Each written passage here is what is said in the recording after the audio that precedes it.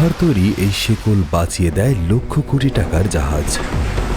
অবিশ্বাস্য হলেও এটি হাজার হাজার টনের জাহাজকে ঝড়, জল, ঢেউ আর স্রোতের মধ্যেও এক জায়গায় আটকে রাখে। এটি জাহাজের নোঙরের শেকল। এই শেকল শুধু লোহার চেইন নয়, এটি হলো জাহাজের হ্যান্ড ব্রেক।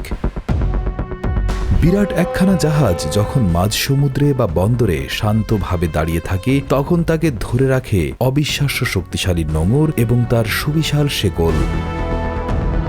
জাহাজের নোঙরের শিকল তৈরি করা হয় ফোর্জিং প্রক্রিয়ায়। ফোর্জিং হল লোহাকে তীব্র তাপ ও প্রচণ্ড চাপের মাধ্যমে পিটিয়ে, মুচড়ে এবং প্রয়োজন অনুযায়ী রূপ দিয়ে তৈরি করা। অনেকটা কামারশালায় লোহা পিটিয়ে জিনিস বানানোর মতো, তবে এর মাত্রা অনেক অনেক বেশি।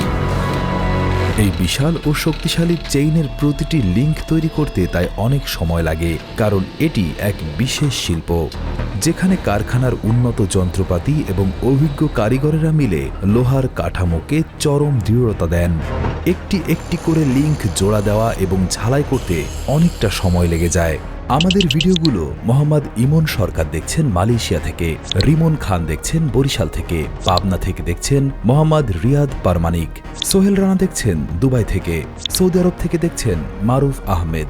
আপনি কোথা থেকে দেখছেন তা জানিয়ে দিন কমেন্ট সেকশনে। বড় বড় বাণিজ্যিক জাহাজ বা তেল ট্যাঙ্কারের নোঙরের শেকল হয় অতিকায়।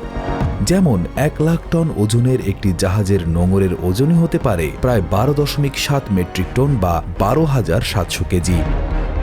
বিখ্যাত জাহাজ টাইটানিকের শুধু প্রধান নোঙরের ওজনই ছিল প্রায় 16 টন।